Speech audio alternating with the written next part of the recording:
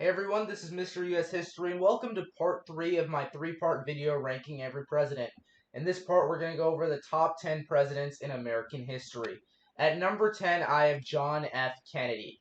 John F. Kennedy is largely remembered for the assassination against him, and many people have gotten the perception that modern-day historians and people rank Kennedy very highly just because of this assassination, but that isn't necessarily true. Keep in mind, Kennedy exercised phenomenal leadership during the Cuban Missile Crisis, where we were on the brink of nuclear war with Cuba and the Soviet Union, but Kennedy was able to keep a level head and was able to de-escalate conflicts and just prevent total catastrophe and pretty much everybody from dying in the entire world. He prevented a total nuclear war. And just think about that. He prevented complete global annihilation. And just for that reason alone, Kennedy is in my top 10. And that wasn't his only accomplishment. The economy was also particularly strong during his presidency, and there was a very low unemployment rate, and the GDP was very strong. The economy was booming during his presidency. He also signed many tax cuts into law. Keep in mind, he also established the Peace Corps, which play a role in making sure that the entire world is peaceful today. He also paved the way for the United States' landing on the moon and put more funds into NASA as well as space programs. And he articulated this in his famous speech where he talked about the importance of putting a man on the moon. He also made strides for civil rights and played a huge role in getting that movement into the mainstream in American politics. However, he was ultimately unable to do so because he didn't necessarily have the best relationship with Congress that his successor LBJ did. One key failure of Kennedy as president, however, is his lack of strong leadership during the Bay of Pigs invasion, which was ultimately just a complete disaster, and that failed to get Castro out of power. However, other than that, his presidency was very solid, and just for keeping us out of nuclear Armageddon, I believe that Kennedy belongs in the top 10 for presidents in American history. Number 9, I have Ronald Reagan. Ronald Reagan is best known for his stance regarding the Cold War and his idea that the Soviet Union was an evil empire and playing a huge role in the Soviet Union's decline and ultimately the collapse of the Soviet Union. He exercised strong leadership during the Soviet invasion of Afghanistan, and ultimately the Soviets just pulled out of Afghanistan following Reagan's presidency. And despite having a very tough stance on the Soviet Union and communism, Reagan was actually very diplomatic with regards to Mikhail Gorbachev, who was the leader of the USSR. And despite talking tough, he was able to also prevent the Cold War, from escalating and turning into an actual war. And then, of course, his economic stance, which is controversial today, and many people blame Ronald Reagan for the widening wealth inequality in the United States. However, keep in mind, there is always going to be wealth inequality, regardless of what society you're living in, unless you're in a communist society where everybody is repressed. But yeah, there's always going to be wealth inequality in society, and Reagan's economic policy did actually lead to economic recovery following the 1970s economic recession. So there was greater economic recovery during his presidency. Plus, the Iran hostage crisis was solved under his presidency. This was a big failure of Jimmy Carter, but ultimately it was fixed under his presidency. However, Ronald Reagan wasn't perfect. He had some issues, such as the Iran-Contra affair, which certainly damaged his popularity among the American public. He also tripled the national debt and increased it almost more than any other president before him. However, as a whole, I'd argue that Ronald Reagan was certainly a net positive for our country. And it's just his communication style, the fact that the Soviet Union collapsed because of his policies towards the Soviet Union and towards communism. And I'd argue him ultimately tripling our national debt and increasing military spending is what ultimately led to the Soviet Union's demise. And his key role in global politics, as well as his overall leadership and his ability to make us recover from the 1970s recession. So for that, Ronald Reagan is in ninth place. Number 8, I have Lyndon B. Johnson. Lyndon B. Johnson is known for the Civil Rights Act of 1964, which played a huge role in making sure that there was desegregation in the United States, as well as making sure that everybody had equal rights regardless of the color of their skin. He also signed the Voting Rights Act of 1965, which protected voting rights for many African Americans who did not have the ability to vote in the South because there were laws in place that prevented them from being able to vote. He also repealed the restrictive immigration laws of the 1920s with the Hart-Celler Act that allowed immigrants from Asia, as well as Africa, and countries other than Western Europe to be able to immigrate into the United States. Also, he played a huge role in escalating and making sure that conservation efforts, as well as environmentalism, would continue. He was basically the forefront to this before Richard Nixon. He also established Medicare and Medicaid, which are a key reason why many poor people and Americans are able to have access to health care. And the economy was actually quite strong during his presidency. Despite the war in Vietnam, people often forget how strong the economy was under his presidency. As you can see here with the annual real GDP growth being quite high under LBJ's presidency. Although the inflation rate was somewhat high, compared to everything else, which was a very low unemployment rate and very good GDP growth, I'd argue that as a whole, LBJ was very strong with the economy. He also cut taxes, which is something unusual for someone who was very Keynesian with regards to economics. The main criticism of LBJ has been his policy regarding the Vietnam War and his decision to escalate the conflict, even though JFK, on the other hand, would have de-escalated. However, in LBJ's defense, keep in mind, there were actually talks of peace between the North Vietnamese and the South Vietnamese, but ultimately Richard Nixon basically ruined all of that and prevented peace in Vietnam, despite LBJ making an attempt to do so. Because Richard Nixon wanted to prevent peace because it was in his best interest as a candidate running in the 1968 presidential election. So as a whole, I'd argue LBJ's short-term negative impact of the Vietnam War is ultimately outweighed by his very positive long-term impacts, such as the Civil Rights Act of 1964, the Voting Rights Act of 1965, Medicare and Medicaid, which enhance Social Security and play a key role in why many Americans are able to have access to health care, as well as the Hart-Celler Act, which basically prevented all the restrictive immigration bills of the 1920s. So LBJ is number 8 for these reasons. This is probably going to be controversial, but that's my take on LBJ. Number 7, I have Franklin D. Roosevelt.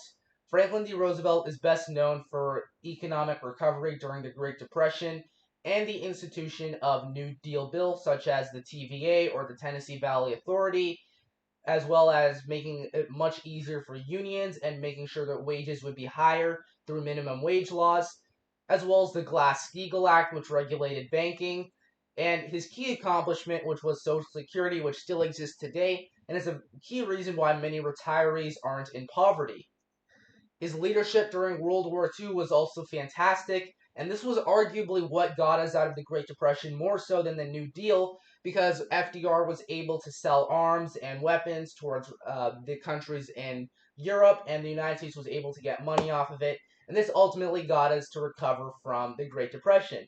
So this may make an argument that the New Deal wasn't that great after all, and it was really World War II that saved us from the Great Depression. But then who was it that got us into World War II and made sure that we would get money from the Allied powers? So either way, FDR plays a role in our recovery from the Great Depression.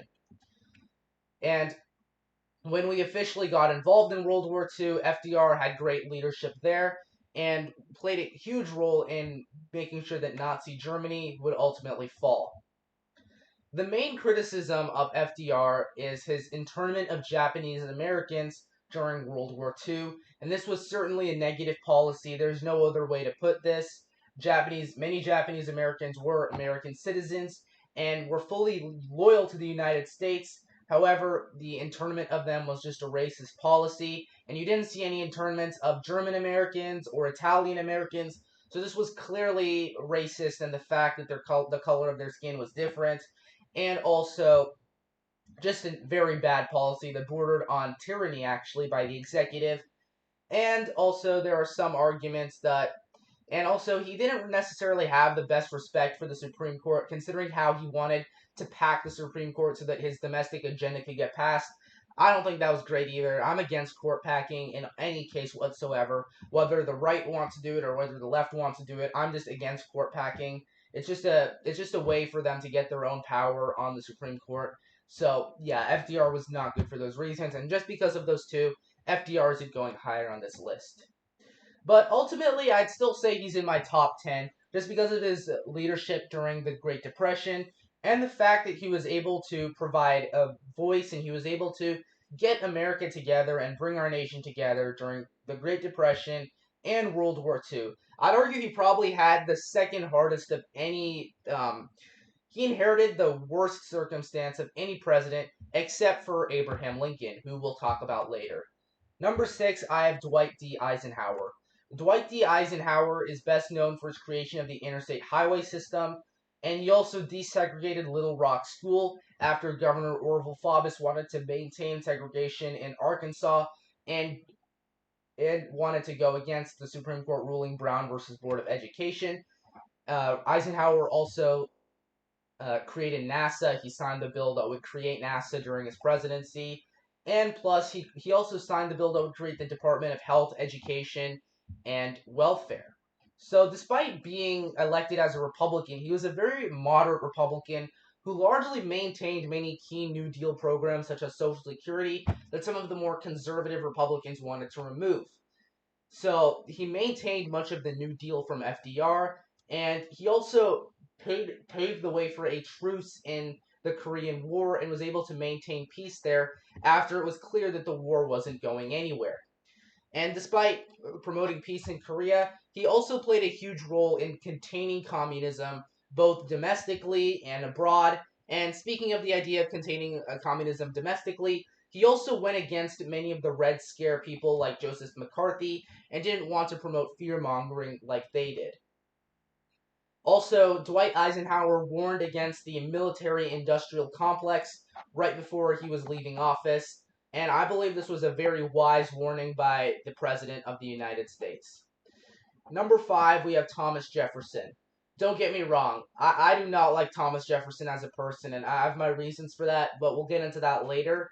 But overall, I'd argue he was very accomplished as president. The Louisiana Purchase happened under his presidency, where the United States basically doubled its territory. We got something like 12 or 13 states just because of Jefferson's Louisiana Purchase. And yes, was he hypocritical? Was he hypocritical for doing this, considering how his entire life he was a strict constructionist, and this wasn't explicitly there in the Constitution? I don't really care though. He basically doubled the United States' territory, and this was just a massive positive for us. And the Lewis and Clark expeditions were authorized by him, in which these lands would be surveyed, and there would be we would just analyze these lands and find out what would be in all of these lands. So the Lewis and Clark expeditions were under Jefferson.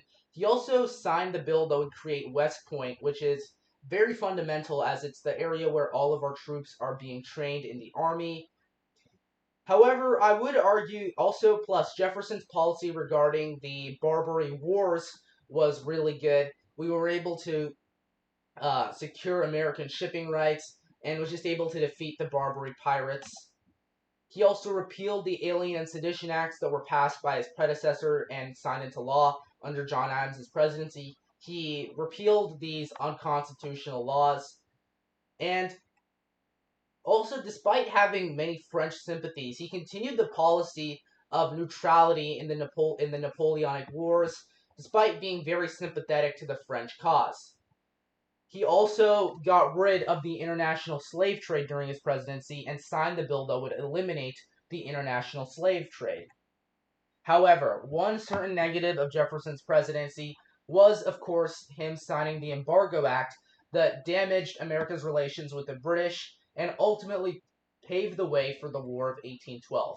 But other than that, though, his presidency was a massive success. In fourth place, I have James K. Polk. This one is going to be pretty surprising and maybe even controversial, but I've Polk as number 4. He was able to fulfill all of his promises when getting into office. This included lowering tariffs, establishing an independent treasury, also getting the Oregon Territory from the British, as well as getting the southwestern parts of the United States, such as California, Arizona, Nevada, Utah, and New Mexico from Mexico. And he was able to accomplish all of these in just 4 years, and then he just decided to say, I'm done, and then he just stepped down and left office being a very accomplished man.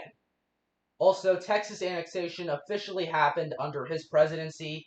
His predecessor, John Tyler, paved the way for it, and Polk ultimately got it done.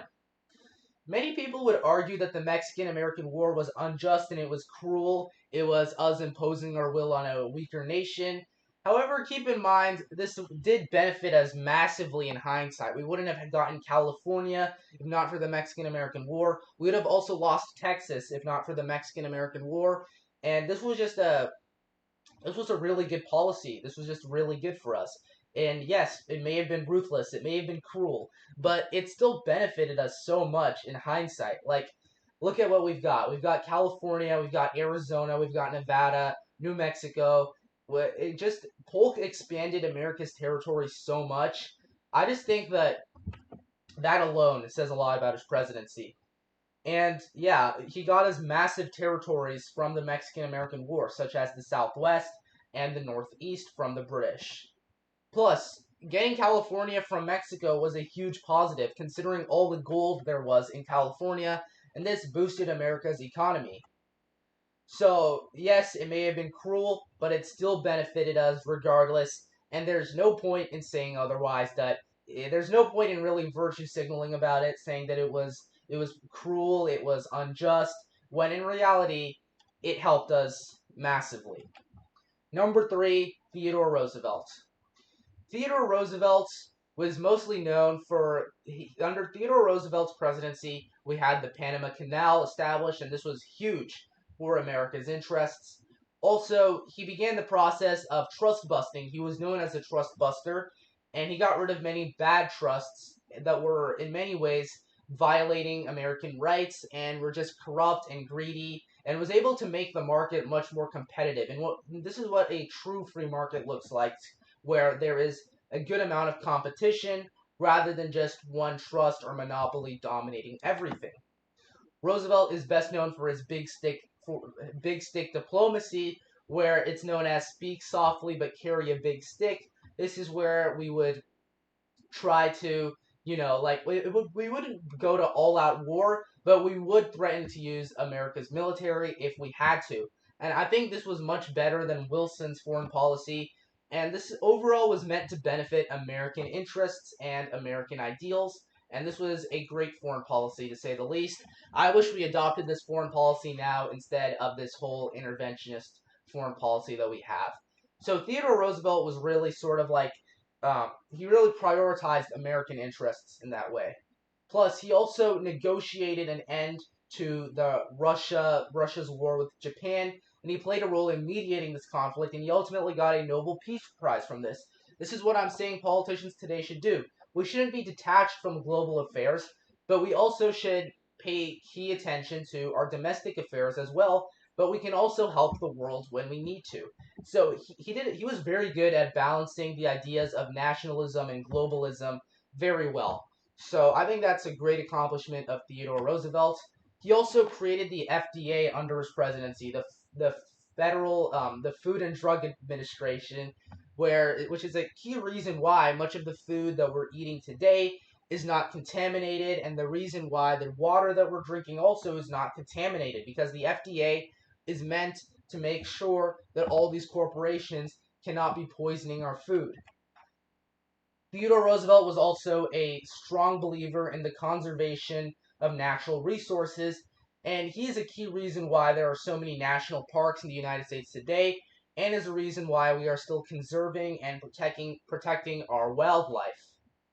In second place, I have George Washington. George Washington was the hero of the American Revolutionary War, but as president, he basically led us in the Whiskey Rebellion, where a group of farmers in western Pennsylvania were rebelling over a new whiskey tax, and Washington wasn't going to have any of it. He basically took the army there, and then basically everybody got scared and just went home. So that was a great display of military force, and this is kind of a foreshadowing of what Andrew Jackson would do later in the nullification crisis, where South Carolina didn't want to pay their tariffs, but Washington exercised great leadership there. He also knew that the United States presidents needed a cabinet where they could have trusted advisors who were the best at what they did, advise the president, because he knew that no president, regardless of how smart they think they were, knows everything. And I'd argue his biggest accomplishment was his act of stepping down as president following and establishing a two-term precedent that every president until FDR would follow. And again, that's another criticism I have of FDR, which is his decision to run for a third term. But let's talk about George Washington's farewell address. He called for non-interventionism in foreign affairs and the idea of prioritizing America's domestic policy first before our foreign policy. He also talked about the idea of presidents limiting their power and not serving for two terms, and he also warned against the creation of political parties. I believe this was a very great vision that George Washington had for our nation that I believe we would have been much better off by adopting. In first place, I have Abraham Lincoln.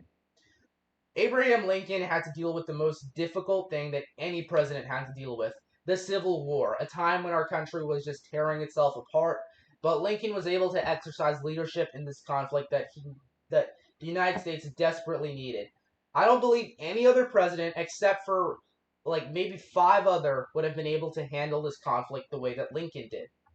Keep in mind, yes, did people say that he was a tyrant who violated ideas such as habeas corpus, states' rights? But keep in mind, what else is he going to do? I mean, this is a civil war where half of our country is rebelling, and he just needs to do something, even if it may be considered tyrannical. The the circumstances surrounding what Lincoln was doing, I believe, justify him doing all the stuff that he did that would be considered tyrannical. Also, keep in mind, his tyranny wasn't even that bad compared to what was going on in the Confederate States, where there was even worse suppression of civil liberties there. But as a whole, I think Lincoln's whole tyranny was justified. And I actually believe that in a case of a rebellion like the Civil War, the president should have complete power. But that's just my own personal opinion there. Plus, had Lincoln not suspended habeas corpus, the state of Maryland would have seceded from the Union because many of the people in Maryland's assembly were pro-secession, and with Maryland leaving the Union, Washington, D.C. would have been very vulnerable considering how it would have one seceding state to the north and another seceding state to the south. So I'd argue Lincoln suspending habeas corpus probably saved the Union. And also, of course, the Emancipation Proclamation, which freed all of the slaves and basically ended the institution of slavery, though it was just a fundamental blight ever since our nation first existed. And also, he played a key role in making sure that the 13th Amendment would get passed through Congress, and ultimately, he also called later on for voting rights and equal treatment of African Americans. His successor would not follow through with this, but still, I believe had Lincoln been president for Reconstruction, America would have been much better off. And I think John Wilkes Booth fundamentally screwed up our country by killing Lincoln. But yeah, just considering all the circumstances that Lincoln had to go through with his presidency, and there were also many personal tragedies in his presidency also, considering how his son Willie died during his presidency, but Lincoln was still able to exercise leadership despite all that was going around him. And for that reason, I believe that Abraham Lincoln is the best president in American history.